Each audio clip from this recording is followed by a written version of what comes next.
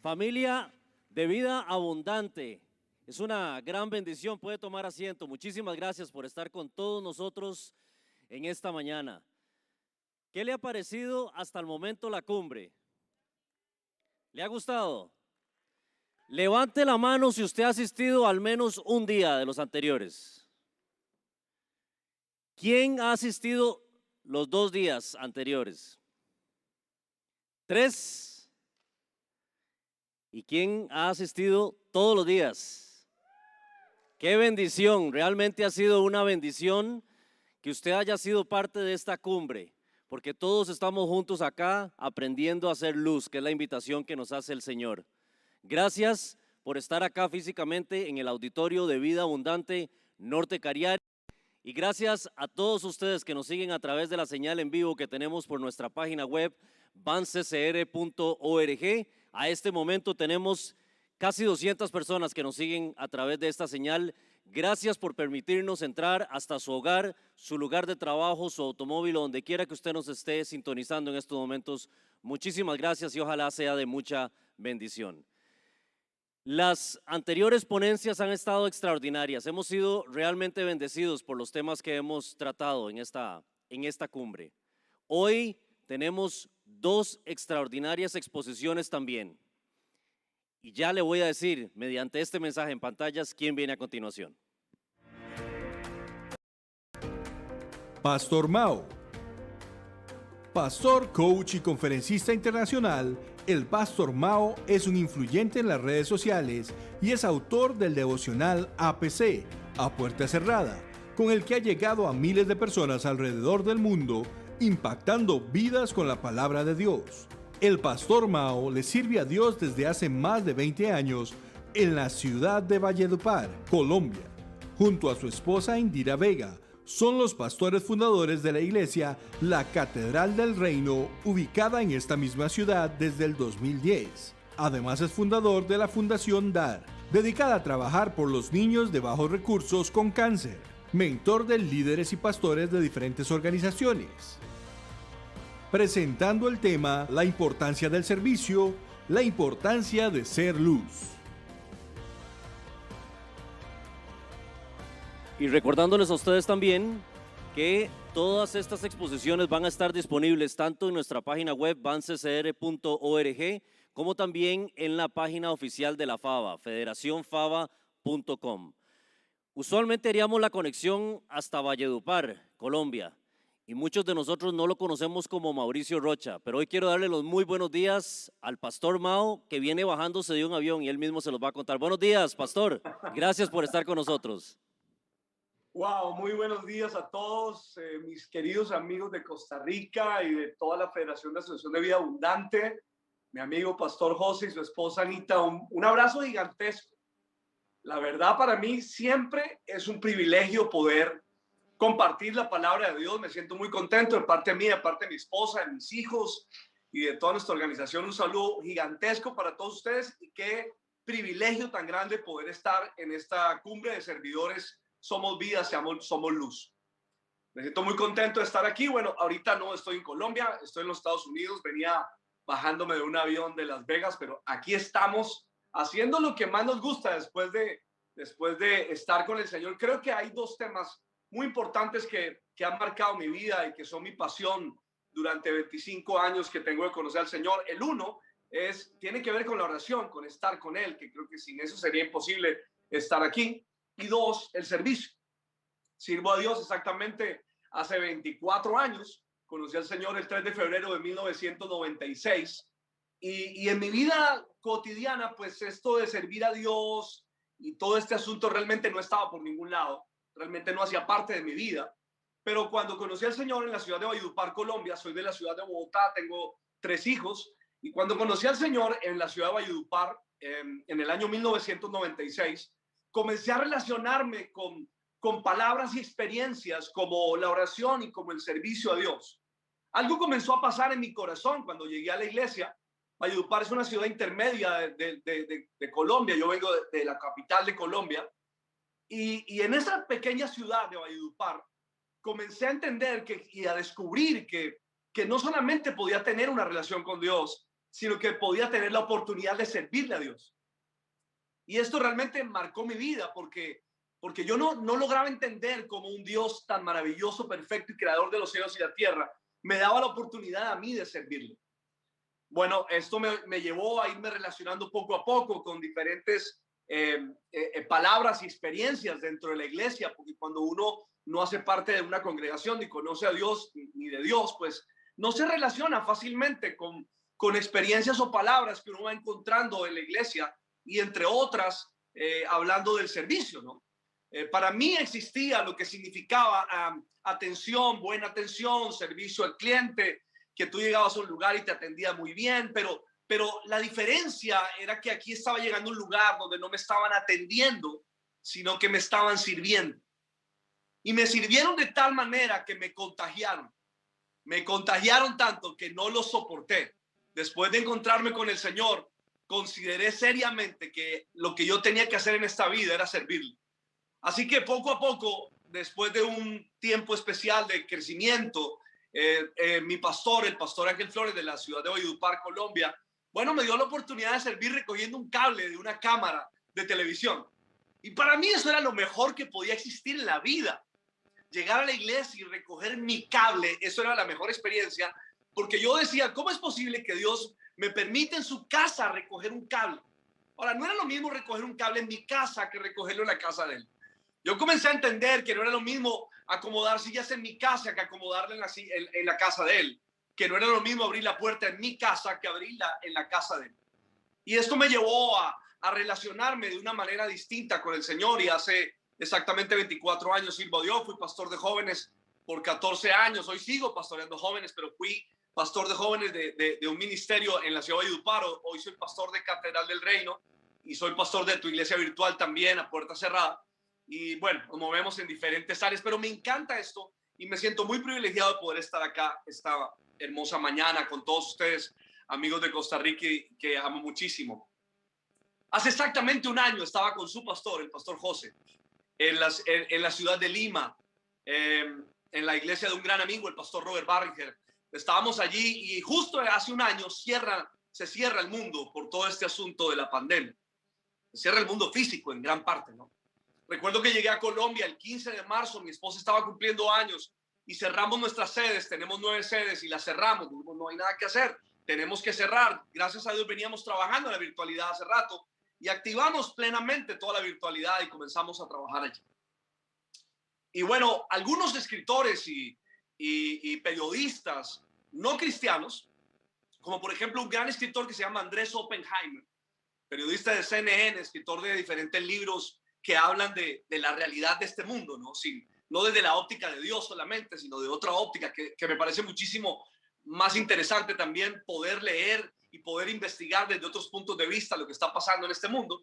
Y él y otro grupo de hombres decían que el mundo cambió en un año lo que debía cambiar en 20.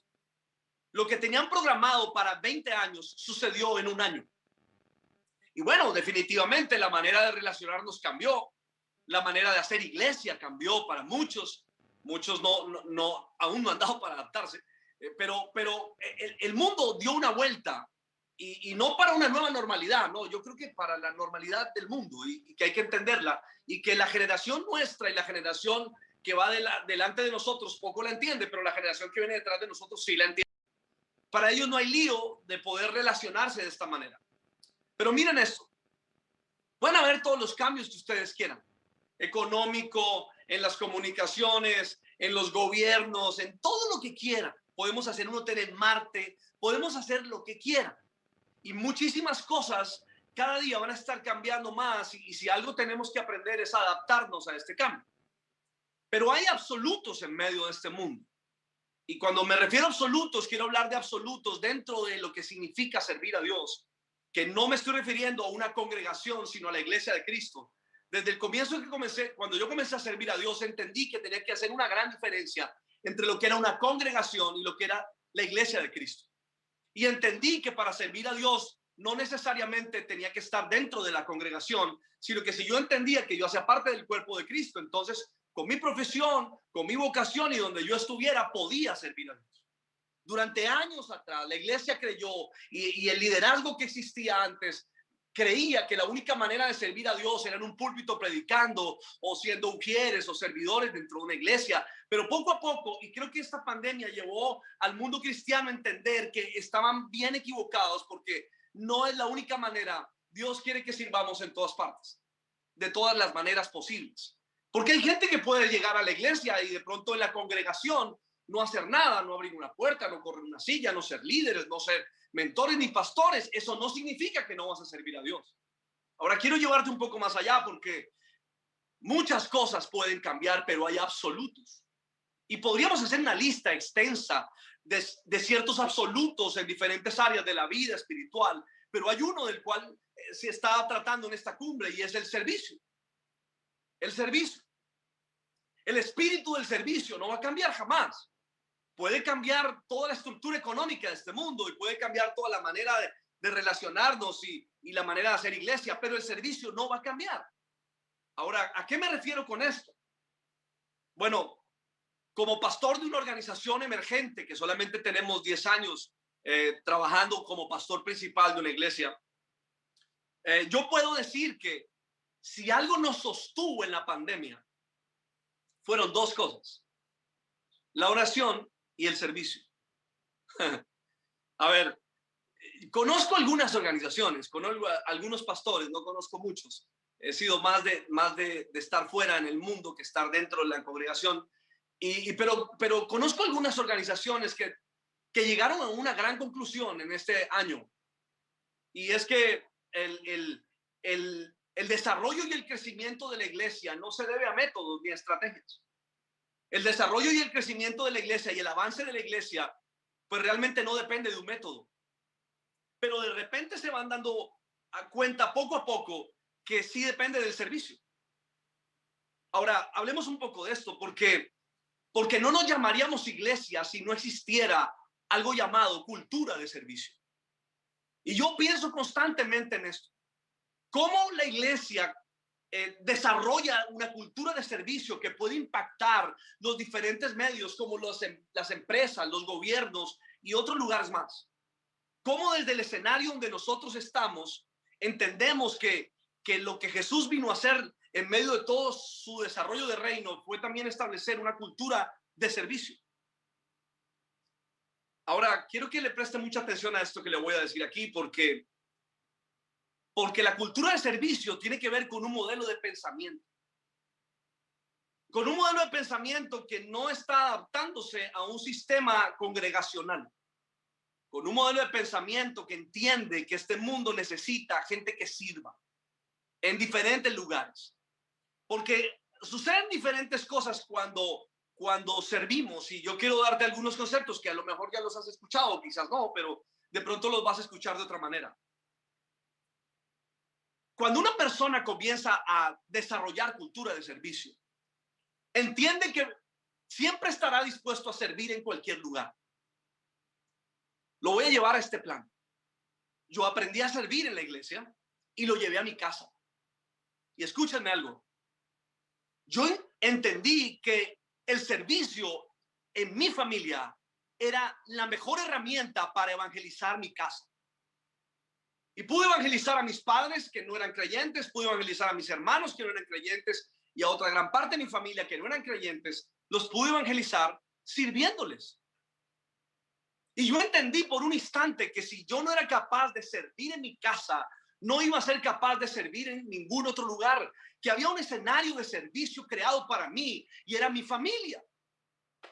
Y yo comprendí que tenía que comenzar a servir allí. Y mi cuna de servicio, a mí en la congregación me dieron las herramientas para servir, me dieron principios para servir, pero mi escenario de experiencia fue mi casa.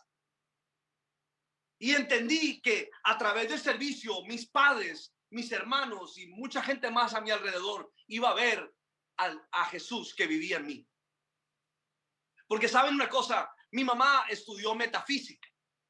Y estudió metafísica de alto nivel. Así que cuando yo fui a hablarle de Jesucristo, mi mamá me dijo, claro, hijo, yo he leído mucho de Jesucristo. De hecho, mira, y me abrió un altar que ella tenía. Y en ese altar habían varios gurús de la India. Y en el centro estaba Jesucristo como el gurú iluminado.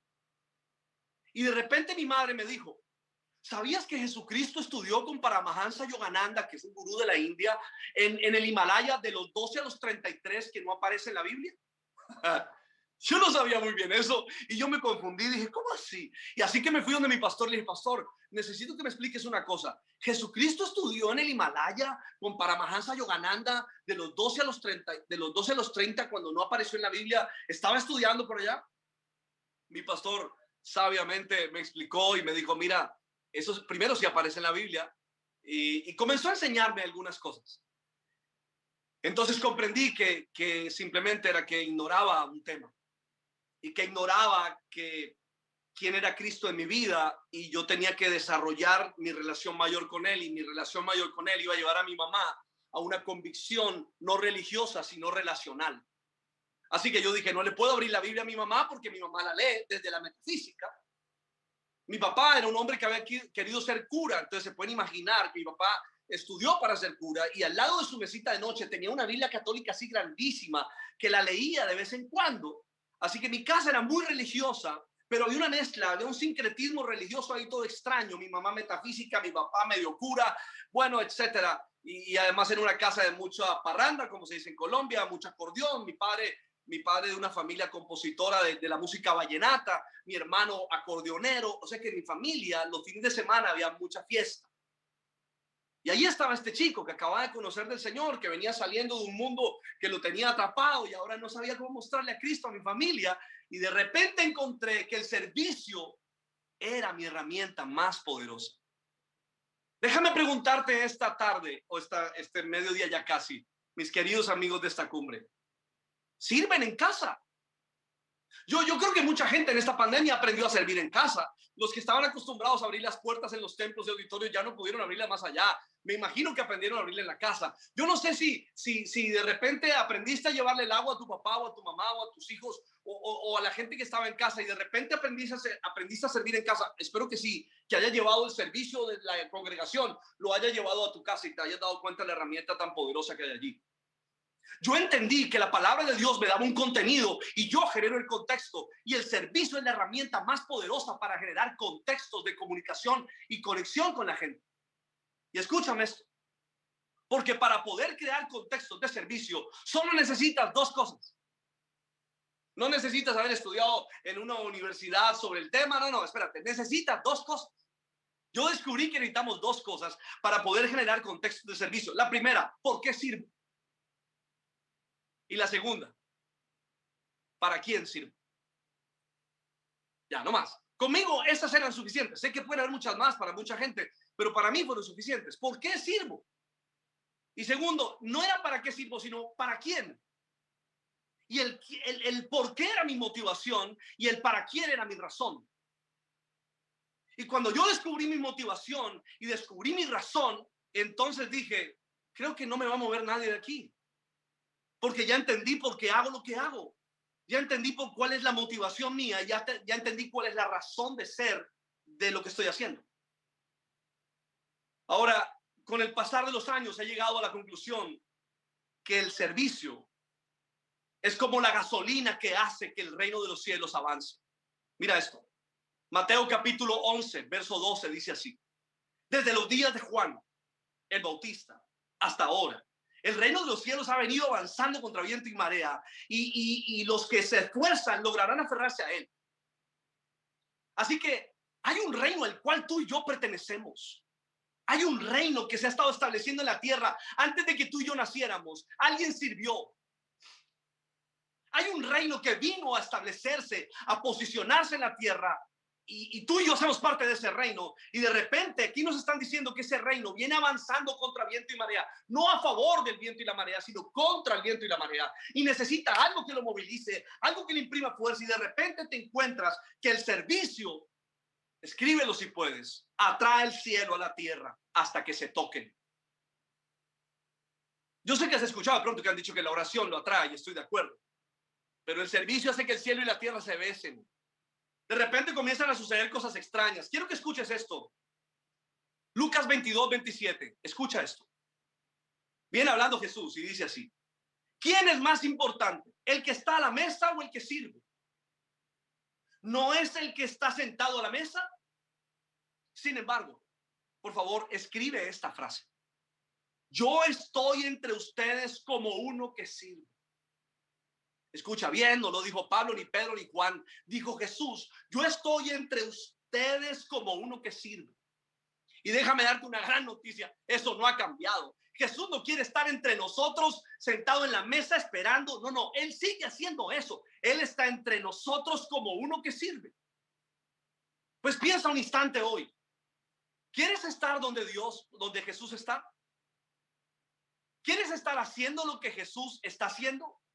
Pues qué gran noticia, porque dice: yo estoy entre ustedes como quien a uno que sirve, como uno que sirve. Yo cada vez que veo esto digo: ¿y cómo estoy yo aquí? Cuando llego a un lugar, espero que me sirva. Espíritu equivocado. La cultura de servicio te hace entender que siempre estarás en la búsqueda de una oportunidad de servicio. Ahora voy a ir poniendo otros conceptos en tu mente y en tu corazón, porque cuando estamos entre gente que no conoce, que no sabe, que solamente tiene una leve información, mi objetivo es llevar a la gente de la información a la experiencia. Tienes la información de quién es Dios, pero no conoces a Dios. Y ahora resulta que según Jesús, Él está entre los hombres sirviendo. Yo tengo que mostrarle a los hombres a Jesús a través de mí sirviendo. Escucha esto. ¿Realmente es importante para nosotros que el cielo toque la tierra? ¿Es importante para ti que el cielo venga y se establezca? Entonces usa la herramienta que te dieron. Se llama servicio. Y ahí sabes una cosa, porque es que ahí a lo mejor hay gente que diga, hay gente que puede decir: yo no nací para ser pastor, y es posible. Yo no nací para ser evangelista o profeta o pastor o apóstol, no lo sé. Yo no nací para eso, y es posible. Pero no importa dónde estés en este lugar, en el mundo, y me estés escuchando ahora, lo que sí sé es que aunque no hayas nacido para pastor o para evangelista o para profeta, sí naciste para servir. Y ahí nos encontramos todos. Y ahí el fuego de pastor y de apóstol y profeta y todo eso se cae al suelo, y nos encontramos todos haciendo lo mismo, sirviendo a Él. Me encanta.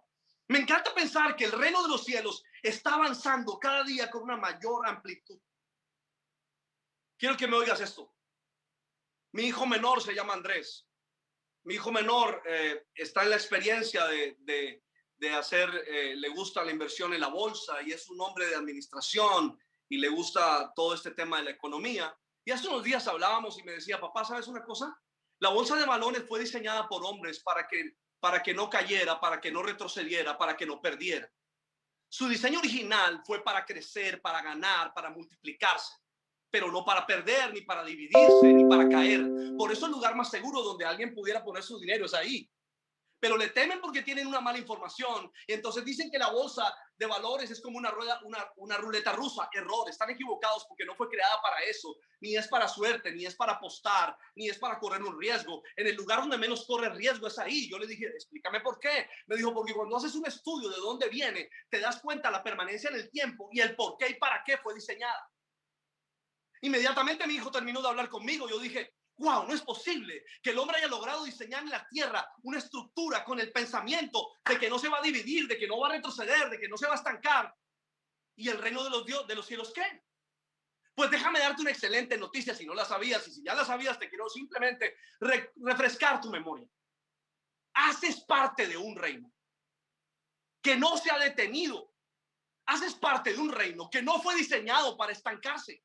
Haces parte de un reino que no fue diseñado para dividirse. Haces parte de un reino que fue diseñado para crecer, crecer, crecer, crecer, crecer y multiplicarse. Ahora, la pregunta es: ¿y qué necesito para eso? Una sola cosa: servir. Mis queridos amigos, escribe esto. El servicio te abre puertas. Es poderosísimo. Yo he tenido la oportunidad de estar con la Corte Suprema de Justicia de Colombia, con los magistrados de la Corte, entregando más que información, y en otros lugares donde de pronto no se podría entrar de otra manera, a menos de que el servicio fuera la herramienta más poderosa en tus manos. A lo mejor no te has dado cuenta lo que tienes allí. Quiero ir terminando con esto de la siguiente manera. Quiero que escuches esto, porque a lo mejor podemos hablar de cualquier persona de servicio, obviamente de Jesús, que es nuestro referente, pero de ahí hacia abajo podríamos hablar de sus discípulos, de Juan, de Pablo, de Lucas, de todos ellos los que estuvieron por ahí cerca sirviendo, y todos son ejemplos de servicio. Pero yo quiero tomar dos hombres para dejarlos en tu mente, que a lo mejor sabes quiénes son y a lo mejor has leído de ellos, pero yo solo te los quiero recordar y verlos desde la óptica del servicio. Jesús muere en la cruz. Y cuando Jesús murió en la cruz, si te acuerdas, sus discípulos se fueron. El único que quedó al lado de la cruz fue Juan, pero el resto, todos se perdieron por diferentes razones, pero no están. Ok, escúchame esto. Se supone que cuando en el castigo romano, que era la cruz, moría el ladrón de la cruz, luego tiraban su cuerpo allí y se lo comían las aves de rapiña y los animales que comían carroña. La pregunta es, ¿quién va a tomar el cuerpo de Cristo? Los discípulos. Van a ir donde Pilatos a pedir el cuerpo. Por favor, ellos tienen miedo. María está preocupada y quizás todos también de decir, ¿y ahora qué va a pasar? La peor vergüenza para nosotros es que cuando el cuerpo del Señor Jesús caiga en la tierra y todo esto pase. Lo que no sabían ellos es que habían dos hombres, que ahora iban a salir a la luz para servir en el momento justo. Uno se llamó José de Arimatea, el otro se llamó Nicodemo. Impresionantes hombres para ser ejemplares en el servicio. Cuando miras estos dos hombres, te vas a dar cuenta, primero, que aparecen en un momento de crisis, en un momento específico. Estos hombres aparecen en el momento que necesitaban aparecer. Ellos durante todo el tiempo que Jesús estuvo a la luz, ellos estuvieron en lo oculto, porque según dice la historia, estos hombres fueron discípulos secretos. Escribe eso. Discípulos secretos. Y mientras los discípulos de Cristo, cuando Él estuvo en vida, estuvieron a la luz pública, mientras ellos estuvieron a la luz pública, cuando Jesús murió, los que estuvieron a la luz pública se escondieron y los que estaban escondidos salieron a la luz. Wow. Y se van donde Pilato a pedir el cuerpo. Quiere decir que José de Arimatea era un hombre muy influyente para que Pilato lo escuchara y le entregara el cuerpo. Escucha esto, porque hay que preguntarse quién era él. Marcos 15:43 dice: José de Arimatea, miembro distinguido del consejo y que también esperaba el reino de Dios, se atrevió a presentarse ante Pilato para pedir el cuerpo de Jesús. Y Lucas capítulo 23, verso 51 dice: hombre bueno y justo, miembro del consejo, que no había estado de acuerdo con la decisión ni con la conducta de ellos, era natural de un pueblo llamado Arimatea y esperaba el reino de Dios. Oye esto, Juan 19:38. Después de esto, José de Arimatea le pidió el cuerpo a Pilato. José era discípulo de Jesús, aunque en secreto por miedo a los judíos. ¿Qué hizo José de Arimatea? Escúchalo bien y escríbelo. Pidió el cuerpo de Jesús. Él tomó la decisión de cuidar el cuerpo. Pregunta y respóndela tú. ¿Cuál es el cuerpo de Cristo hoy? Este hombre sale de la clandestinidad en el momento menos indicado, pero en el momento más necesario. José de Arimatea está dispuesto a correr un riesgo. Es que servicio y riesgo van de la mano. Cuando yo veo un hombre como esto, yo digo, wow, ¿cómo es que este hombre se atreve a salir? Un hombre de tanta influencia, un hombre que podía ser juzgado, señalado y hasta eliminado por tomar el cuerpo de Jesús. Nadie pudo decirle que no. Aquí no hubo Sanedrín que valiera la pena, aquí no hubo unos sacerdotes ni fariseos que pudieran discutir el tema. José de Arimatea pidió el cuerpo. Bajó el cuerpo de la cruz. Escucha esto. Lo envolvió en una sábana, dice Marcos 15, que él mismo había comprado. Lo puso en su sepulcro cavado en una roca y luego hizo rodar la piedra a la entrada del sepulcro. Dios mío, quiero que estudies a José de Arimatea, por favor. Déjate inspirar por un hombre como estos, porque este hombre le sirve al Señor, le compra una sábana a su cuerpo, le entrega su sepulcro, cuidando el cuerpo. Este hombre, para mí, Es una señal de fidelidad a Jesús. Y quiero decirte también, iglesia, que este hombre es profético para hoy. Él es una señal de este tiempo, porque estoy convencido que en este tiempo están surgiendo hombres y mujeres como José de Arimatea, que estaban ocultos, que no eran mentores, que no eran maestros, que no eran líderes de grupo, que no era nada de eso, que no era líder de alabanza, que nunca predicó en una tarima, pero que estuvo allí y que a lo mejor no te has dado cuenta, pero es tu tiempo para levantarte y decir, este es mi momento. Algún joven en algún lugar me tiene que estar escuchando y debe estar diciendo, este es mi momento. Como que hoy alguien tiene que estar descubriendo en esta cumbre de estos días, este es mi momento. Ese fue José de Arimatea, un hombre del cual podríamos hablar toda la mañana. Espectacular lo que él hizo. Piensa en la escena. El momento más crítico en este instante, aparecen hombres a decir, yo voy a cuidar ese cuerpo. María y los discípulos no tenían ni idea qué estaba pasando con el cuerpo, mientras José de Arimatea está cuidándolo. Pero luego aparece otro hombre llamado Nicodemo, que ustedes saben quién es perfectamente. En Juan capítulo 3 hablan de él. Pero Juan 19, verso 39 al 40 dice, también Nicodemo, el que antes había visitado a Jesús de noche, llegó con unos 34 kilos de una mezcla de mirra y aloe. Ambos, José y Nicodemo, tomaron el cuerpo de Jesús y conforme a la costumbre judía de dar sepultura, lo envolvieron en vendas con especias aromáticas. Wow, alguien me tiene que escuchar esto, por favor. Escúchame esto que estás en esta cumbre de servidores. Escucha esto. Este hombre, junto con José de Arimatea, investígalo porque no te lo voy a decir ahora, ¿no? Pero es bueno que lo investigues. 34 kilos de mezcla de mirra y aloe. ¿Cuánto valía eso? Embalsamaron el cuerpo de Jesús. Lo pusieron en la tumba y cerraron la tumba con una piedra. Esto me encanta. Escucha esto. Juan capítulo 7, versos 57 al 51. Oye a Nicodemo haciendo algo antes de salir a la luz. Así que también ustedes se han dejado engañar cuando mandaron atrapar a Jesús. Replicaron los fariseos. ¿Acaso han creído en él alguno de los gobernantes o de los fariseos? No, pero esta gente que no sabe nada de la ley está bajo maldición. Nicodemo, que era uno de ellos y que antes había ido a ver a Jesús, les interpeló diciendo, ¿acaso hay ley? ¿Acaso nuestra ley condena a un hombre sin antes escucharlo y averiguar lo que hace? Nadie sabía que Nicodemo estaba peleando por él, que estaba allí interviniendo en medio de decisiones, diciendo no, como lo hizo José de Arimatea. Cuando se armó el plan de atraparlo, José también se levantó en contra. Déjame preguntarte hoy, para ir terminando esto, ¿a quién estás sirviendo? Le estoy hablando a hombres y mujeres como Nicodemo y como José de Arimatea, que han estado pensando todavía en dónde será que soy bueno para servir. Pues no te das cuenta que el cuerpo de Cristo está listo para que tú te levantes, y quizás sea con 34 kilos de aloe y de mirra, o quizás sea con un buen sepulcro, o a lo mejor sea con una buena sábana. Y por favor, interpreta eso de la mejor manera. Pero hay gente en este momento que tiene que entender que el cuerpo de Cristo, y esto es para todos los líderes, pastores y gente que me está escuchando hoy, que aún han temido, ¿qué irá a pasar con la iglesia? Mira, la iglesia es el cuerpo de Cristo. Así que el Señor decidió cuidar su cuerpo, y cuando tú no lo sabías, te puedo asegurar que van a estar saliendo discípulos como José de Arimatea y Nicodemo, que aún otros que están dentro de la iglesia criticarán. ¿Y ese José de dónde salió? ¿Y ese Nicodemo de dónde salió? Pues salieron a hacer lo que tú nunca has hecho.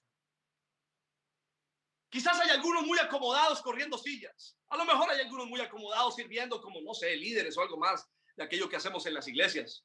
Y a lo mejor no te has dado cuenta que el cuerpo de Cristo tiene muchos miembros. Así que cuando aparezcan los José y los Nicodemo, no los critiques, por favor, no los señales, déjalos que sirvan. Le estoy hablando a un Nicodemo en este momento.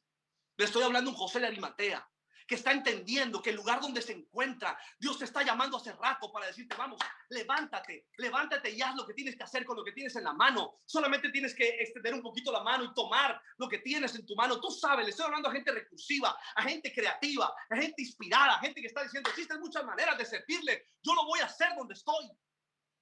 Cuando yo llegué a la iglesia hace 25 años, parecía que la única manera de servir a Dios era predicando en una tarima. Poco a poco yo dije, no, no puede ser así, no puede ser así. Debemos estar en todo el mundo entero. Pero nos hemos metido en sistemas absurdos que encerraron al hombre y lo amarraron a través de su religiosidad para servirse a ellos mismos. A lo mejor sea solamente en Colombia que pasa esto. Pero qué tristeza y qué lamentable que nos sirvamos a nosotros cuando hay un mundo entero que necesita el servicio. Hombres y mujeres que cultiven esa cultura. Y termino entregándote unos pensamientos que podrías escribir, que he llegado a una conclusión en mi vida durante 24 años de servicio. Te voy a dar unos cuantos pensamientos. Primero, el servicio trae el cielo a la tierra. Segundo, el servicio es una forma de honrar a Dios. Tercero, el servicio es una forma de ofrendar a Dios. Cuarto, el servicio abre caminos. Quinto, el servicio enciende la luz de Dios en la tierra.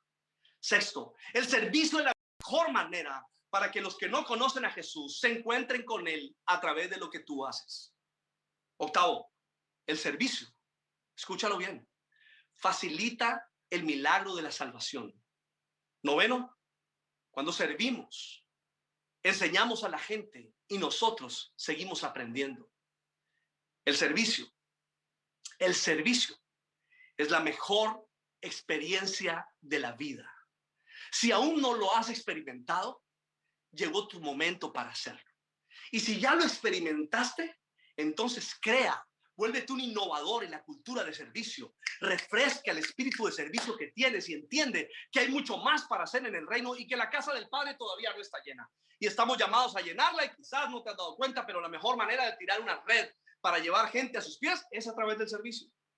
Mientras miraba una película hace unos años atrás, alguien dijo esta frase y con esta frase la quiero dejar en su corazón. Dijeron así: no hay nada más poderoso en la tierra que el corazón de un voluntario. Escríbela, por favor. No hay nada más poderoso en la tierra que el corazón de un voluntario. Padre, yo te doy gracias en esta mañana, ya en este mediodía donde yo estoy, por cada una de las personas que ha estado aquí en esta cumbre, por cada persona a la que tú le has estado hablando cara a cara, frente a frente, en cada conferencia que se ha estado dando en esta cumbre. Te doy gracias porque nuestro espíritu es enseñable y está dispuesto a recibir lo que tú tienes. Y estamos seguros, Señor, que no solamente existe una manera de servir, que hay miles de maneras de servir. Oro por una nueva generación de hombres y mujeres servidores que se levantan desde sus escenarios para poder hacer lo que Jesús quisiera hacer en ese lugar. Oro para que líderes, pastores y ministros y muchos más seamos entendidos de que la única manera no la tenemos nosotros, que el mundo entero está esperando que se levante una nueva generación a servir desde sus escenarios. Oro en el nombre de Jesús para que cada una de las cosas que estamos recibiendo y que la palabra que estás trayendo en esta cumbre, Señor, atraviese el corazón, la podamos incorporar y llevar a la práctica. Gracias, Señor. Ayúdanos a vivir la experiencia del servicio como nunca antes en este año que ya va avanzando. Te damos gracias, Señor. Gracias por darnos la oportunidad de haber estado aquí. Y en el nombre de Jesús, dejo este tiempo en tus manos. Amén y amén. Fue un gusto para mí poder estar con ustedes. Qué alegría. Gracias por la invitación. Me siento súper contento de haber estado acá. Los bendigo a todos con todo mi corazón y espero que Dios nos permita pronto volvernos a ver. Gracias, gracias. Bendiciones a todos.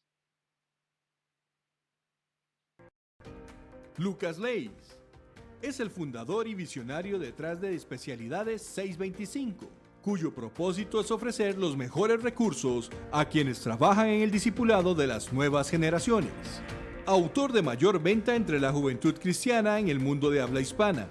Fue el presidente de Editorial Vida, pastor en diferentes países y hoy viaja por el mundo hablándole a miles de líderes en conferencias, convenciones, universidades, escuelas, iglesias y seminarios.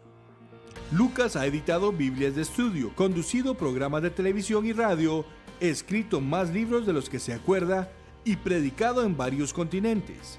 Se graduó como doctor en teología, como mejor alumno del área de liderazgo entre 5,000 estudiantes en el Fuller Theological Seminary en California. Presentando el tema Conquista Generacional.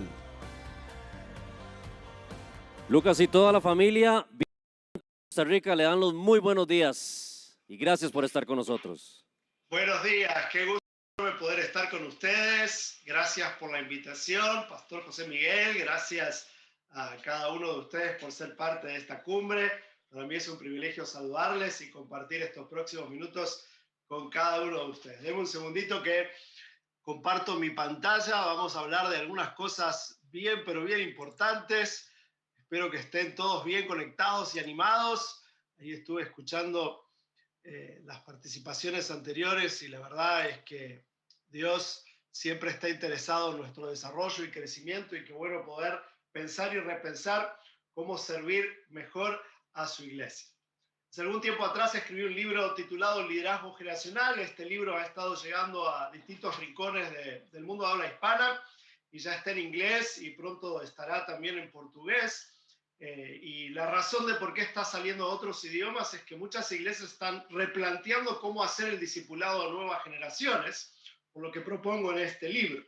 Allí analizamos algunos retos inminentes que tiene la iglesia, a los que todos debemos considerar porque definitivamente nos van a afectar, sea como líderes, como padres y como creyentes en general. Estos tres retos son los siguientes. Por un lado, nos movemos hacia una agenda postcristiana. Estamos en un mundo post-católico romano. De a poquito, aquellos valores que fueron instalados por la cosmovisión católica romana se van disipando, y entonces hoy nos enfrentamos a un mundo que tiene un acercamiento a la realidad que es post-cristiano. Y entonces lo que cambia en la manera de razonar de la gente es que antes luchábamos contra la inmoralidad y ahora vamos a empezar a luchar contra la amoralidad.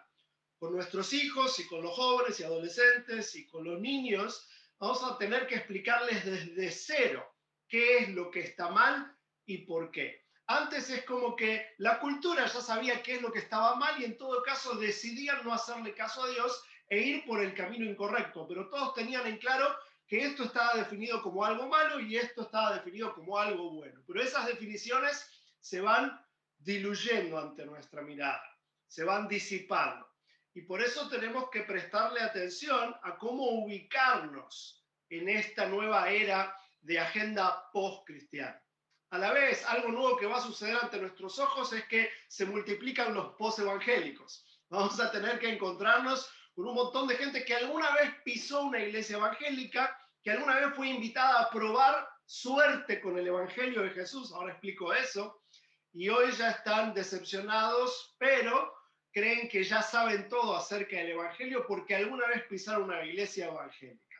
Cuando hablo de esa desilusión, hablo del sincretismo que justamente impulsó el ser parte de una iglesia que le invitaba a agregar a Jesús, pero sin renunciar a otras ideas o a otra ética.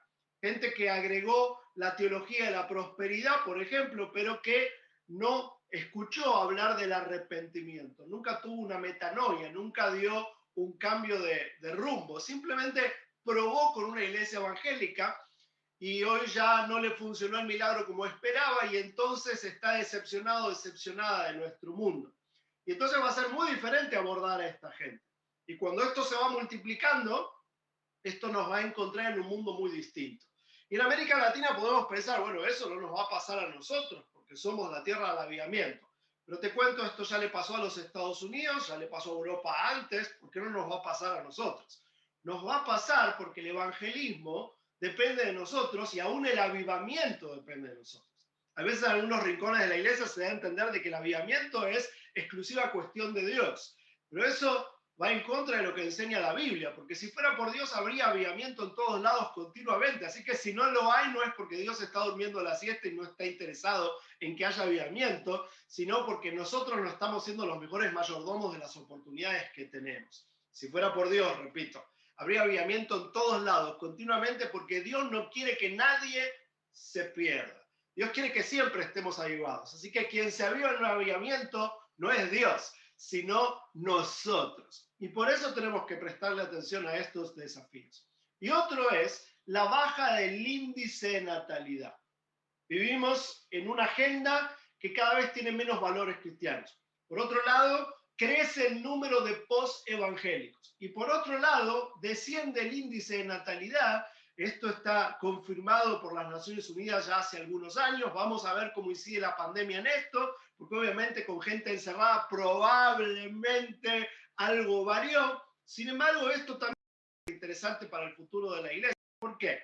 Porque si somos honestos, en muchas de nuestras iglesias no solamente crecemos por hacer evangelismo, sino por tener hijos. Históricamente los cristianos evangélicos solemos tener muchos hijos y eso provoca que luego haya muchos niños en el ministerio de niños y que tengamos adolescentes. Si somos honestos, aunque te parezca crudo, tenemos que admitir que muchas veces en nuestras iglesias tenemos niños y tenemos adolescentes no porque estemos haciendo un gran trabajo, sino simplemente porque tenemos hijos.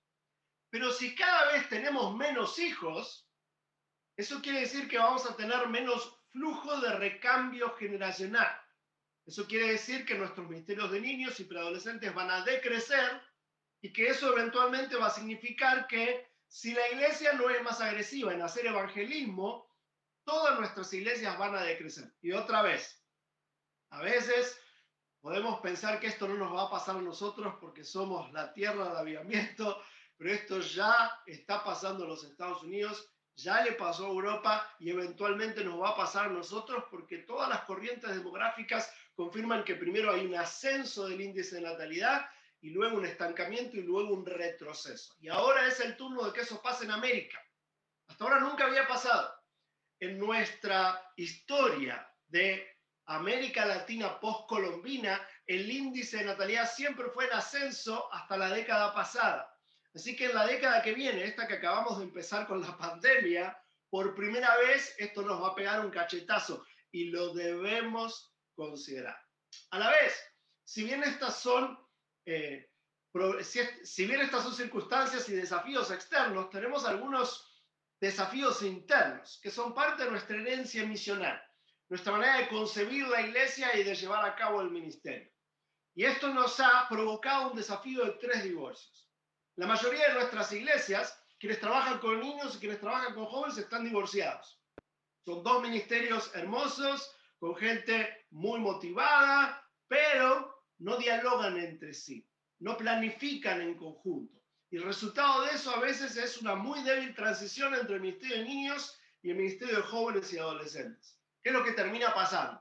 En muchas de nuestras iglesias, los niños están contentos hasta que tienen 12 porque tenemos un programa para ellos. Pero a los 13 tienen que ir al ministerio de jóvenes. Y ahí deben convivir con los solteros de 40 años o al menos con los universitarios que tienen otros intereses. Entonces a los 13 y 14 se empiezan a decepcionar. No hubo un planteo de transición entre una etapa y la siguiente. Son 2 ministerios completamente aislados. Y esto no tiene una razón bíblica de ser, es simplemente una herencia misional del siglo pasado que debemos corregir. Otro divorcio es que la visión pastoral suele también estar divorciada de los ministerios con nuevas generaciones. En la mayoría de nuestras iglesias, los pastores conciben que su tarea principal es enseñarle la Biblia a los adultos y que trabajar con nuevas generaciones es cosa de los líderes primerizos que practiquen para luego llegar al ministerio en serio. Nadie dice eso en voz alta, pero es el chip interno que heredamos del siglo pasado. Y otra vez es un error táctico. ¿Por qué? Porque los adultos ya estamos hechos. Las nuevas generaciones son las que están formando su identidad, las que están definiendo su vocación y además son la tierra más fértil para sembrar el evangelio y sus valores. Por ende, la pareja pastoral, los pastores y los adultos en general no podemos desconocer que el trabajo con nuevas generaciones siempre es una prioridad de la iglesia que crece y que avanza. Simplemente porque Dios siempre tiene hijos, pero nunca ha tenido nietos. Así que tenemos que priorizar el trabajo con las nuevas generaciones desde la visión adulta de la iglesia. Y último, esto es quizás lo más trágico. La herencia del siglo pasado que nos trajeron los misioneros norteamericanos, América Latina, nos enseñó que ministerio es, y otra vez, nadie dice esto en voz alta, pero está en nuestro chip interior, que ministerio es lo que sucede en el templo, lo que hacemos los líderes de la iglesia y no los padres, aún siendo cristianos, que la vida familiar va por un lado y la vida de la iglesia va por el otro, lo cual es un disparate porque la iglesia está hecha de familias y los padres son los líderes naturales que Dios le dio a las nuevas generaciones. Así que concebir que hay una realidad eclesiástica y una realidad familiar es no entender que ambas realidades son parte de la misma visión de Dios para la influencia del mundo, para la extensión de su reino, como decíamos hace un ratito. Por eso es que tenemos que amalgamar, fusionar mejor la influencia de la familia con la influencia de la iglesia y entender que ambas van de la mano. Necesitamos es un reset. Necesitamos repensar lo que hacemos. Necesitamos reubicarnos en el mundo de hoy. Hacer ministerio como se hacía en los años 90 no va a seguir funcionando. Ni siquiera hacerlo como lo hacíamos en la década pasada, porque ha habido tantos cambios en la última década. De hecho, ni siquiera podemos volver al 2019, porque el 2020 cambió la realidad para siempre. Por eso es que necesitamos hacer un stop y repensar lo que hacemos. Discernir que el evangelio no cambia, el mensaje es eterno, pero la manera de ser comunicado y ejecutada, la estructura para que la gente lo comprenda y lo abrace, siempre debe ser actualizada. Y esto viene desde el principio. Esto no es algo que decimos de cara al futuro de la iglesia. Esta siempre fue la visión de Dios para su pueblo. En Deuteronomio 6 tenemos estas palabras que conocemos como la Yemá, que citan el gran mandamiento. Ustedes saben, en cierta ocasión a Jesús le preguntan qué es lo más importante de todo y él cita estas palabras. Ama al Señor tu Dios con todo lo que eres, ama a tu prójimo y ámate a ti mismo. Pero a veces lo que perdemos de vista es qué viene antes y qué viene después. Lo primero que comienza estas palabras es un oye Israel. O sea, este es un llamado para todos. Todos aquellos que somos parte del pueblo de Dios, del reino de Dios en la tierra, tenemos que amar a Dios por sobre todas las cosas, así como nos amamos a nosotros mismos, amando a los demás. Pero luego, atención con el versículo 7. Mira lo que dice allí. Debes enseñarle estos mandamientos a tus hijos y hablar de ellos cuando estás en casa o cuando caminas con ellos, al acostarte y al levantarte. Átalos a tu mano, llévalos en la frente, escríbelos en la puerta de tu casa y en los portones de tu ciudad. Es interesante que la primera premisa táctica dada a nosotros, luego de definir que debemos amar al Señor por sobre todas las cosas, es repetirle esto a la siguiente generación. Así que no es algo nuevo y novedoso ocuparnos de las siguientes generaciones. Es lo que Dios instaló desde el principio. Amemos a Dios por sobre todas las cosas y número 2, ocupémonos de que lo hagan. Por eso esta visión de la iglesia donde el ministerio de niños va por un lado, el ministerio de jóvenes va por el otro, los adultos van por el otro, tiene que quedar atrás. Lo que necesitamos es una nueva arquitectura misional, reorganizar nuestros esfuerzos para ser más fieles a lo que Dios nos ha encargado. Los adultos debemos concebir que es nuestra prioridad ocuparnos de los niños, los preadolescentes, los adolescentes y los jóvenes. Y fíjate que allí hay 4 etapas. ¿Por qué? Porque hoy la ciencia confirma que estas son temporadas de maduración cognitiva. En otras palabras, que el diseño de Dios establece que hay 4 etapas camino a la adultez: la niñez, la preadolescencia, la adolescencia y la juventud. Así que si queremos ser fieles a Dios e inteligentes con la tarea que puso en nuestras manos, debemos discernir cómo ser de influencia a los niños, cómo ser de influencia a los jóvenes, y en el medio, cómo ser de influencia a los preadolescentes y a los adolescentes. Somos honestos, la mayoría de nuestras iglesias decimos preadolescentes y no estamos seguros de si estamos hablando de los niños grandes o de los adolescentes pequeños. Es una etapa que la iglesia en Hispanoamérica no ha discernido con cabalidad. Bueno, tenemos que repensar eso también. Diferenciar, por el otro lado, a los adolescentes de los jóvenes. No es lo mismo tener 15 que tener 25. No es lo mismo tener 13 que ser un joven adulto o adulto joven de más de 30 que no te casaste. No podemos tratar a todos por igual. Los niños no son mini adultos. No podemos enseñarles de la misma manera y esperar lo mismo de ellos, como si fueran adultos que tienen que aprender a quedarse quietos en el templo cuando hacemos reuniones. Tenemos que discernir de qué se trata cada etapa y cómo pastorearla mejor. Y esta es una prioridad de los adultos. Es el principio táctico que encontramos en la Yemá. Nosotros amamos a Dios, amamos al prójimo como nosotros mismos y le repetimos esto. Se lo modelamos a la siguiente generación. Por eso en el libro Liderazgo Generacional propongo esta nueva arquitectura, esta nueva referencia de cómo organizar nuestros esfuerzos. Primero tenemos a la primera infancia, los bebés. Y obviamente los bebés dependen de sus padres. Tenemos que apoyar a los padres para que le den toda la atención que le puedan dar a sus hijitos pequeñitos, sin distraerlos. A veces sin querer, queriendo en la iglesia, a los matrimonios jóvenes los ocupamos a todo lo que podemos, porque tienen la energía de ser jóvenes, están recién casados, se ven tan lindos, pero cuidado, porque cuando tienen hijos no pueden desatender a sus hijitos pequeñitos. Pero luego entramos en el círculo que es conocido como la ventana de la educación formal, que va de los 6 a los 25 años. Y de hecho ese es el nombre de nuestro ministerio. El ministerio que represento se llama E625, especialidades 625, porque creamos recursos para el Ministerio de Niños desde los 6 hasta la juventud, exactamente a los 25 años, que es cuando hoy sabemos que nuestro cerebro llega a su pico de adultez. O sea, llega a su pico de desarrollo y entonces ya lo podemos considerar un cerebro adulto. Por si no sabías, eso sucede exactamente a los 25 años. Hay una desaceleración neuronal que sucede entre los 25 y los 26, que está acompañada de una desaceleración hormonal que marca la llegada a la adultez fisiológica. Y nosotros debiéramos acompañar a las nuevas generaciones a llegar a la adultez social, emocional y espiritual, acompañando a la fisiológica. Por eso, estas son edades muy, pero muy importantes. Y hay algo súper interesante que sucede cuando intentamos pastorear a cada una de estas etapas con inteligencia. Y es que nos damos cuenta que desde temprano en la vida siempre estamos buscando modelos. Los niños suelen admirar a los preadolescentes. Los preadolescentes admiran a los adolescentes. Y los adolescentes admiran a los jóvenes. Esto es natural.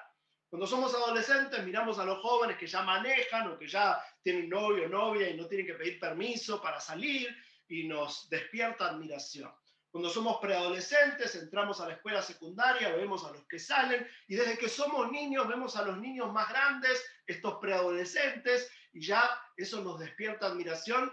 ¿Qué tal si usamos eso a nuestro favor?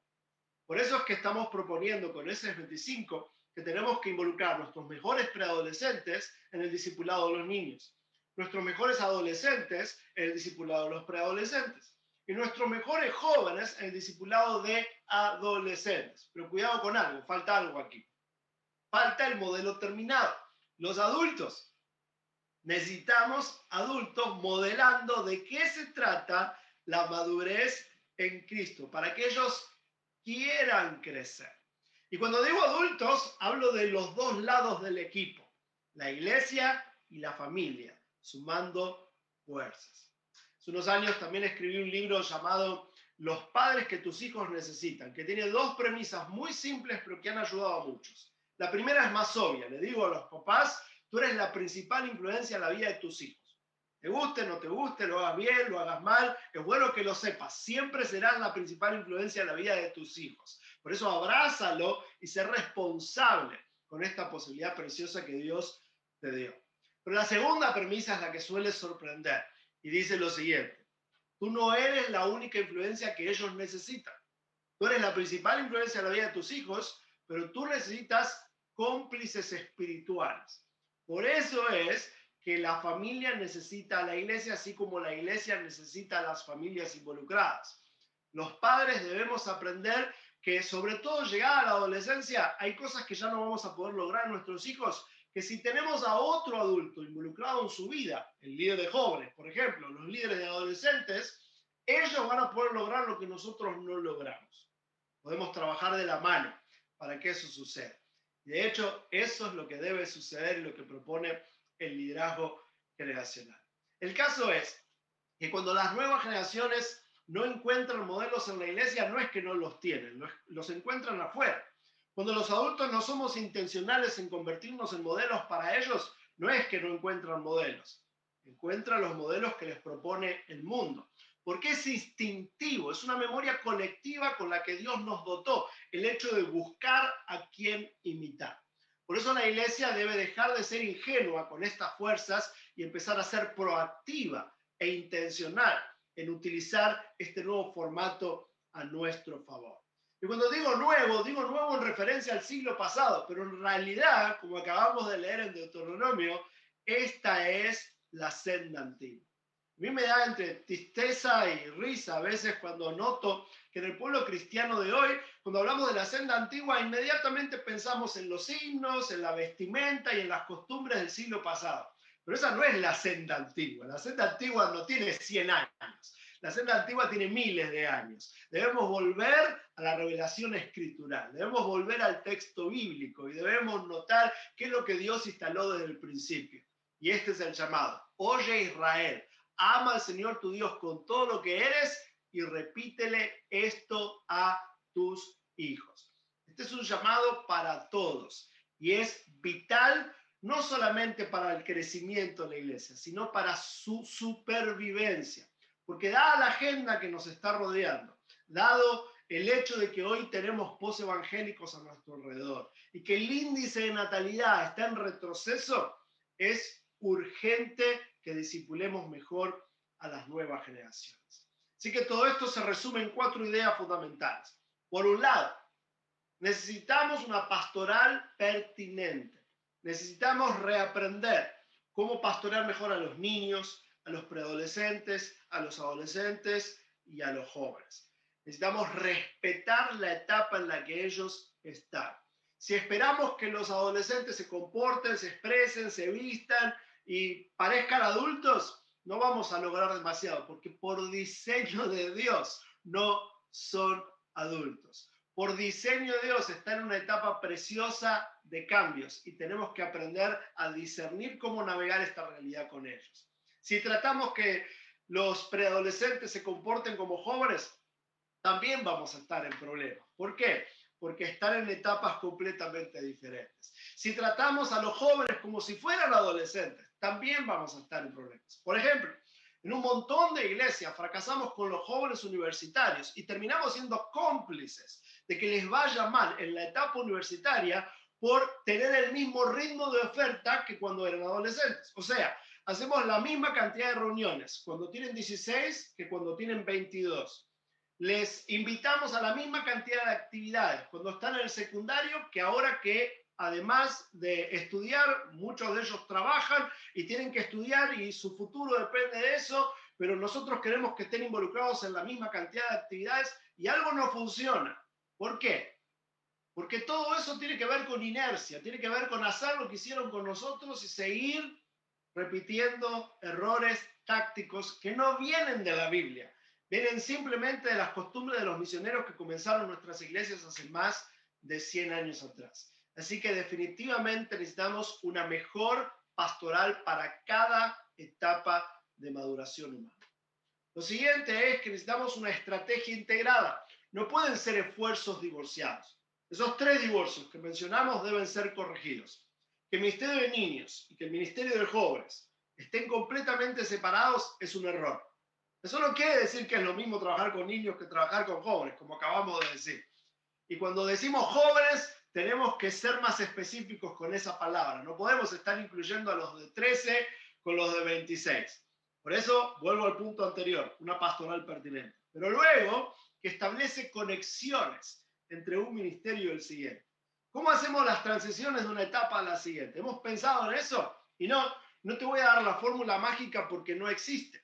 Pero el hecho práctico es que quienes trabajan con niños en la iglesia y quienes trabajan con adolescentes en la iglesia, o preadolescentes, ya tenemos el ministerio, o jóvenes, tienen que tomarse un café, tienen que dialogar, tienen que pensar y tienen que establecer ritmos de transición. De hecho, sí hago una recomendación táctica y yo creo que la gran clave para hacer estrategias inteligentes es hacer graduaciones y bienvenidas. Saber en qué momento pasan de un ministerio al otro. Y no que es una zona gris. La mayoría de nuestras iglesias, somos honestos, es una zona gris. ¿Cuándo pasamos de un ministerio al otro? ¿Cuándo pasamos? ¿Cuando cumplimos años? ¿Cuando termina el año escolar? ¿Cuándo? Si no sabes, bueno, ahí ya tienes una tarea. Tenemos que saber en qué momento pasamos de un ministerio al siguiente. Lo tercero es que debemos activar a las familias. Antes te mencioné el libro Los padres que tus hijos necesitan, pero te cuento que ese 25 tiene otro libro de un pastor costarricense, que es nuestro director de SS25 en Costa Rica, que se llama Lo que la iglesia debe saber de los padres. Los líderes cristianos debemos empezar a ver nuestros ministerios desde la mirada de los papás. ¿Qué necesitan los papás? Si eres líder de jóvenes, me imagino que ahí hay algún líder de jóvenes. Te cuento algo. Tu público no termina con esos adolescentes que tienes a tu cargo. Sus padres son también tu público. Si trabajas con niños, es igual. Los padres de esos niños son también parte de tu target, de tu público. ¿Por qué? Porque no hay manera de afectar integralmente a las nuevas generaciones sin afectar a sus padres. Así que esto hay que pensarlo muy bien. Debemos pensarlo con mucho cuidado. ¿Cómo involucramos a los padres? ¿Cómo activamos a los padres? ¿Cómo servimos a los padres? ¿Cómo sumamos fuerzas con los padres? Una iglesia que crece es una iglesia de familias activas.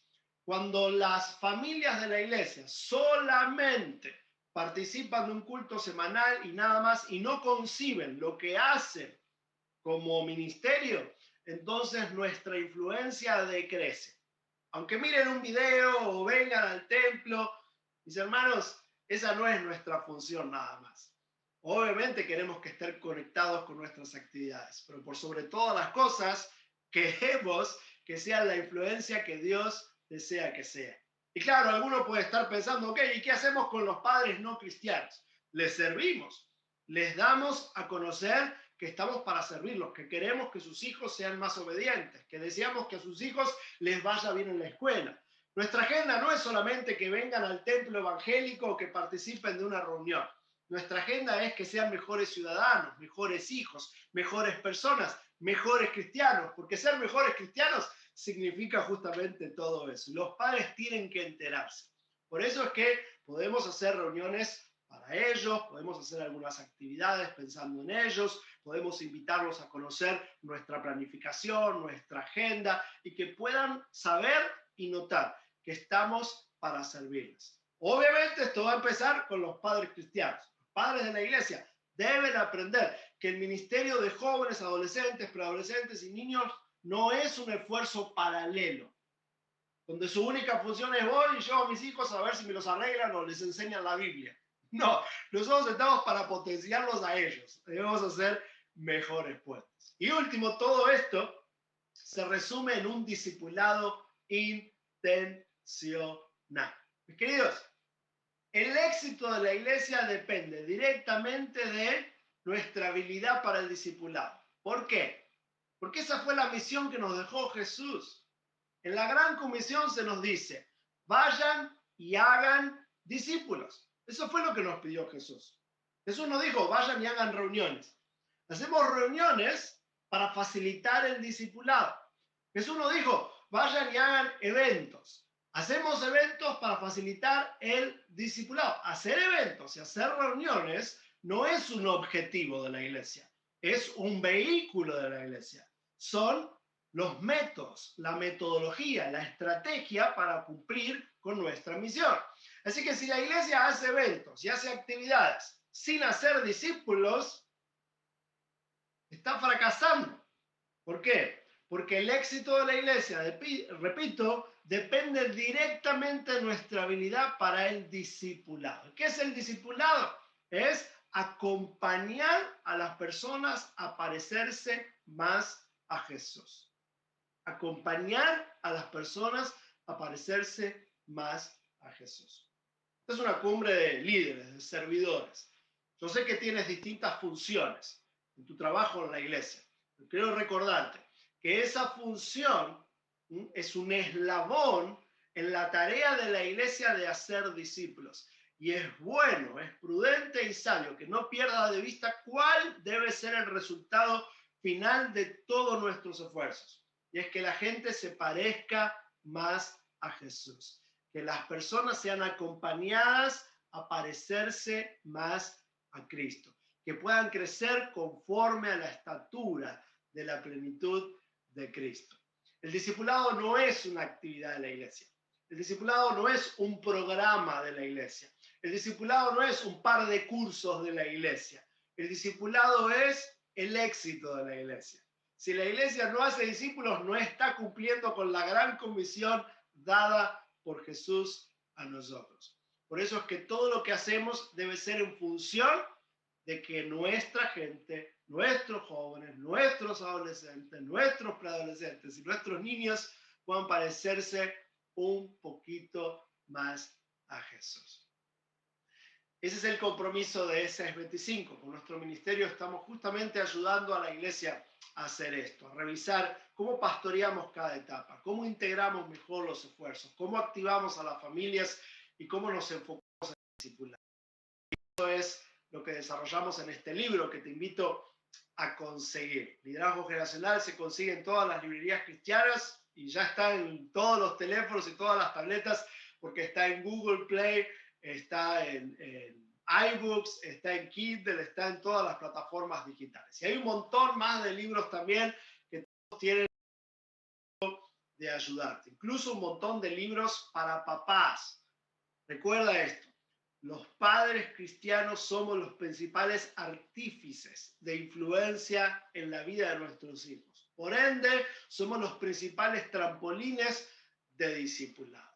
Si abrazamos esto, nuestras iglesias van a crecer, nuestras iglesias van a avanzar. Y por eso es que SS25 está siempre dando herramientas para cada uno de nuestros ministerios. Herramientas desde la visión pastoral, desde la visión del ministerio de niños, de preadolescentes, de adolescentes, de jóvenes y de los padres. De hecho, si visitas la página de SS25, te vas a encontrar con cada una de estas arenas bien, pero bien marcadas. Creamos recursos para los pastores, recursos para el ministerio de niños, recursos para la pastoral de preadolescentes, de adolescentes, de jóvenes y de padres. Voy terminando. Te quiero hacer dos invitaciones. En abril tendremos un encuentro iberoamericano de ministerios infantiles. Todos aquellos que trabajan con niños no se lo pierdan, va a ser gratis, va a ser online, te enteras de todo en la página de SS25. Y aquellos de ustedes que trabajan con jóvenes y adolescentes, presten atención al encuentro iberoamericano de ministerios juveniles, que va a suceder en julio. Estos dos encuentros van a ser completamente gratis. Así que préstale atención. Voy cerrando con esto. En el libro de los Salmos encontramos estas palabras, esta idea. Cada generación debe decirle a sus hijos las grandes cosas que Él hace. Por eso dijimos antes, Dios siempre ha tenido hijos, pero nunca ha tenido nietos. Y que nuestros padres y abuelos y que nuestra generación conozca a Dios no es garantía que la siguiente generación lo vaya a hacer. En el libro de Deuteronomio tenemos una escena escalofriante. Se habla de los hijos de Josué, que son los nietos de la generación de Moisés. Y esta generación luchó mucho en la entrada al pueblo a los pueblos de Canaán, a la tierra prometida, porque no había visto los milagros de sus abuelos. Habían escuchado a sus padres, pero no habían visto lo que había pasado y esta generación no conoció a Dios. Estamos hablando de la generación siguiente a Josué. Los nietos de Moisés y sus amigos dudaron de Dios, a pesar de lo que habían vivido las generaciones anteriores. Eso a mí me da escalofríos porque yo no quiero que eso le pase a la generación de mis hijos. Yo no quiero que eso pase con mis nietos. Y es bueno que tú y yo tengamos el mismo compromiso. Tenemos que asegurarnos que cada generación pueda conocer a Dios de manera personal. La iglesia se va a encontrar con algunos desafíos en los próximos años que debemos anticipar. Esta agenda post-cristiana va a tocar a nuestras puertas y nuestras vidas, no solamente en cambios de legislación, no solamente porque se discute si se aprueba o no se aprueba el aborto y el matrimonio sexual y todas las discusiones que ya podemos notar en la cultura, sino porque nuestros hijos no van a saber cuál es la diferencia. Van a considerar que muchas cosas son una posibilidad más, porque eso es lo que les están vendiendo de los medios masivos de comunicación.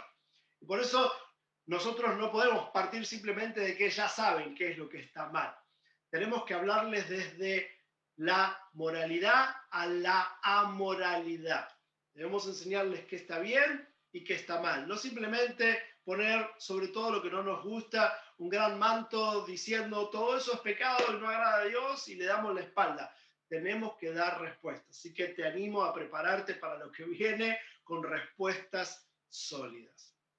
Número 2, mencionamos que va a haber posevangélicos a nuestro alrededor. A toda esa gente que alguna vez pisó una iglesia y que ya no se congrega, debemos volver a buscarla, como hizo el pastor con la ovejita perdida, que dejó a las que tenía para ir a buscar a esa que se fue. Nosotros tenemos que hacer lo mismo, tenemos que buscar a todos aquellos que alguna vez pisaron la iglesia evangélica y también hacerlo con mucha astucia, sabiendo que conocen el lenguaje y que probablemente tienen alguna historia de por qué se alejaron. Algunos de ellos se fueron ofendidos, otros de ellos se fueron decepcionados. El caso es que cada vez hay más a nuestro alrededor y no podemos perderlos de vista. Y último, mencionamos que está decreciendo el índice de natalidad. Cada vez tenemos menos hijos, cada vez hay mayor presión económica sobre las familias, los nuevos matrimonios, y entonces hay algunas razones lógicas detrás de esto. Y obviamente podemos animar a quienes se casan a tener hijos, pero obviamente también queremos que sean responsables con su economía. Entonces, ¿qué hacer al respecto?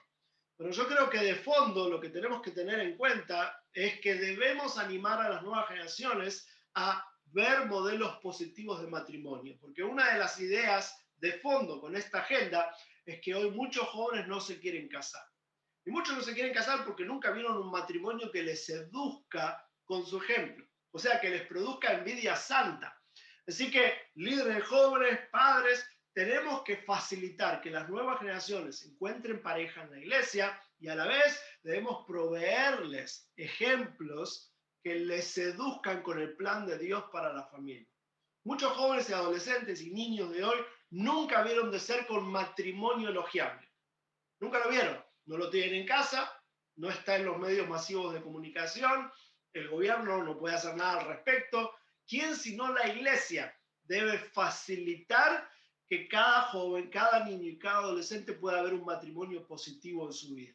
No, obviamente perfecto, porque eso no existe, pero sí una pareja que se ame, que se respete. Ese modelo llega mucho más lejos que muchas palabras. Por eso yo le digo a muchos pastores y líderes que está buenísimo cuando hacemos conferencias acerca de la familia y gritamos que la familia hay que salvarla porque es el eje de la sociedad. Pero mejor que decirlo es que lo vean. Por eso seamos intencionales en proveer matrimonios sólidos cercanos a las nuevas generaciones. Yo tengo esta mezcla de emociones que imagino que muchos de ustedes tienen. Por un lado me asusta el futuro, me asusta lo que viene. Pero por otro lado confío en el Señor. Y a la vez sé que Dios se está moviendo en muchos corazones y muchas mentes y que estamos haciendo estos resets de cara a ser más eficaces. Esta debe ser nuestra oración, que cada generación le conozca. Por eso digámosles a nuestros hijos las grandes cosas que Él ha hecho y que puede seguir haciendo con ellos. Permítame cerrar con una oración. Amoroso Señor, doy muchísimas gracias por la vida de mis hermanos. Gracias por estos pastores, líderes y padres que has convocado a ser de influencia a las nuevas generaciones. Señor, perdónanos, porque muchas veces nos acercamos al Evangelio de autoconsumo. Pensamos en nuestros gustos nada más. Pensamos que a nosotros nos satisface. Y cuando hacemos esto a la iglesia, consumimos nuestra música, nuestros formatos, nuestras liturgias, nuestros métodos, así como a nosotros nos gustan en las siguientes generaciones. Señor, queremos hacer un reset.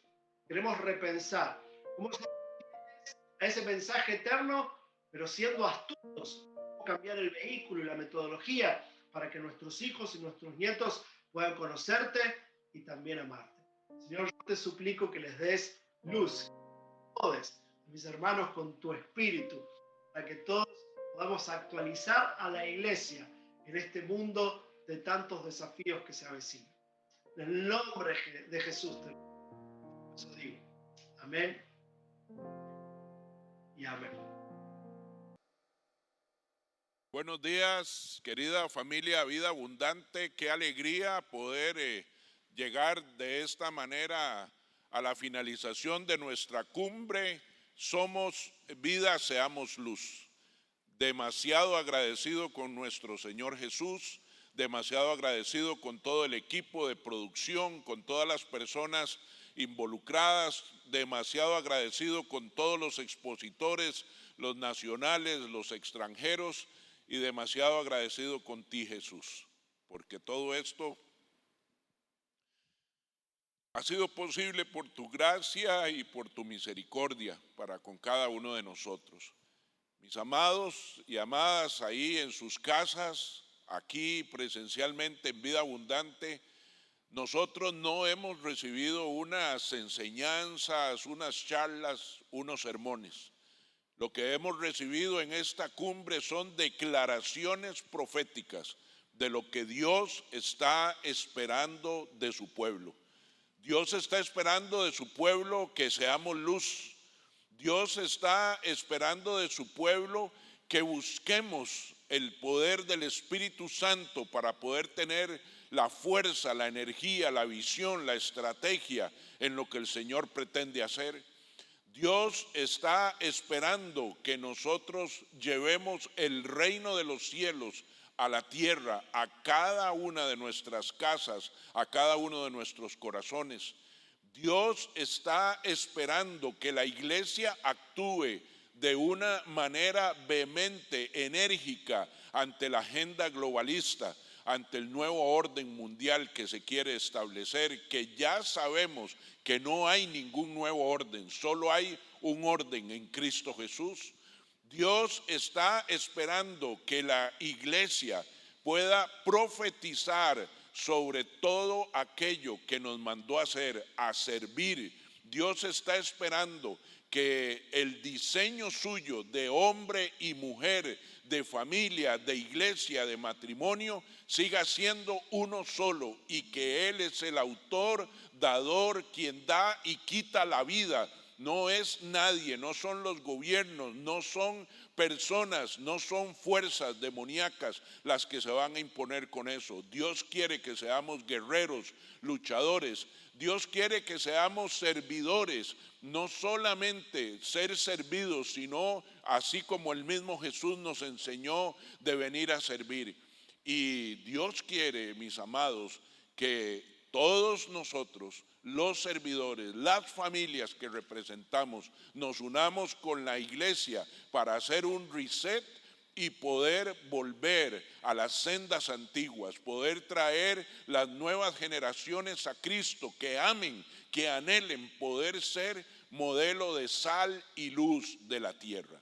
De manera, mis amados, que muy agradecido con estas proclamaciones y declaraciones proféticas, y tenemos una ardua tarea, y es de poder repasar, escudriñar a profundidad lo que Dios nos ha enseñado y ha traído como proclama en esta cumbre, y ponerla en acción. Así es que pido a Dios, pido al Espíritu Santo que le dé la visión, la fuerza a cada equipo de líderes, a cada equipo pastoral, a cada pastor general de las Vidas Abundantes, para que Vida Abundante a lo largo de todo el continente se convierta en sal y luz de la tierra.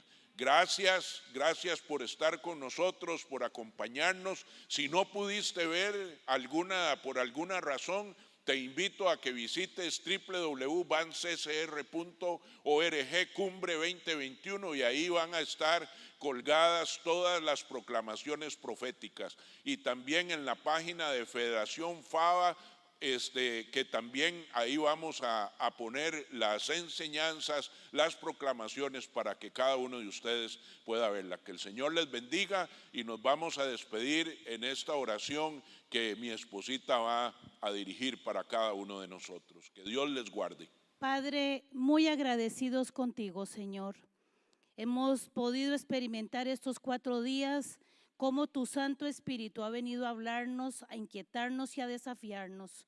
Señor, oro para que cada palabra que se ha dicho desde este lugar pueda haber llegado a una buena tierra y dé fruto, Señor, porque realmente es impactante ver cómo tú capacitas y tú eres el Señor de los tiempos, Padre, y el estratega del cielo ha hablado a la tierra para que nosotros podamos reinventarnos y podamos hacer las cosas de manera que podamos alcanzar a muchos.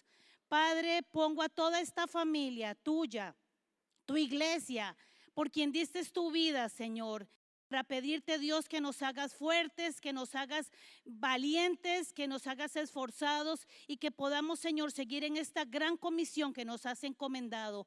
Padre, muchas gracias. Yo quiero pedirte que bendigas a cada uno de los expositores que tuvimos. Gracias por estos siervos que han dado tu palabra, que nos han, Señor, traído esa palabra fresca para poder, Señor, nosotros replantearnos hoy hacia dónde queremos ir. Muchas gracias, Padre, por todos estos días, y te pido ahora que lleves a cada uno de los que nos han acompañado aquí con bien a sus casas, que tengan un buen fin de semana y que la gloria tuya, Señor, la podamos seguir experimentando cada día de nuestras vidas, aquí en la iglesia y fuera de la iglesia, en Cristo Jesús. Amén y amén.